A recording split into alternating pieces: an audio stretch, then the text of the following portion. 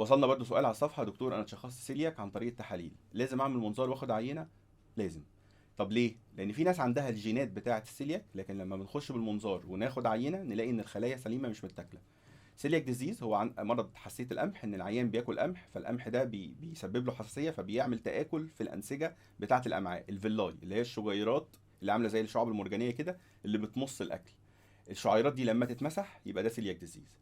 فلازم اما نيجي نعمل منظار يكون المريض بياكل قمح عشان يحصل التآكل ده، عشان لما ناخد عينة التآكل ده يبان في التحليل، فبالتالي اشخص سيلياك ديزيز. ده مهم ليه؟ لان المريض ده مش هياكل قمح طول عمره. ده قرار صعب، القمح داخل في اكل كتير، داخل في المكرونه، داخل في العيش، داخل في البيتزا، داخل في حاجات كتير جدا. فان انا ادي قرار لمريض انك مش هتاكل قمح طول عمرك عشان في مشاكل، ده مهم جدا ان انا ابقى متاكد من التشخيص مش على الظن. فالتحليل معناه ان انت عندك استعداد جيني، لكن مش شرط يبقى عندك المرض نفسه. فلازم ناخد عينه من الامعاء اثناء ما بتكون تاكل قمح، مش توقف قمح وتعمل المنظار ما هيطلع سليم. وده اللي انا بتابع بيه مريض السيلياك.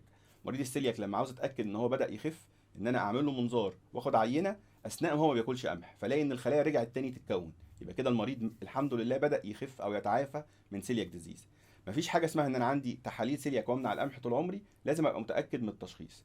مهم قوي متابعه عيان السيلياك، لان عيان السيلياك لو ما اتعالجش كويس او بياخد حاجات برضو فيها قمح، عرضه ان يجيله اورام في الامعاء. فمهم قوي ان احنا نتابعه ونتاكد بالتحاليل وبالمنظار ان الامعاء سليمه ورجعت تتكون.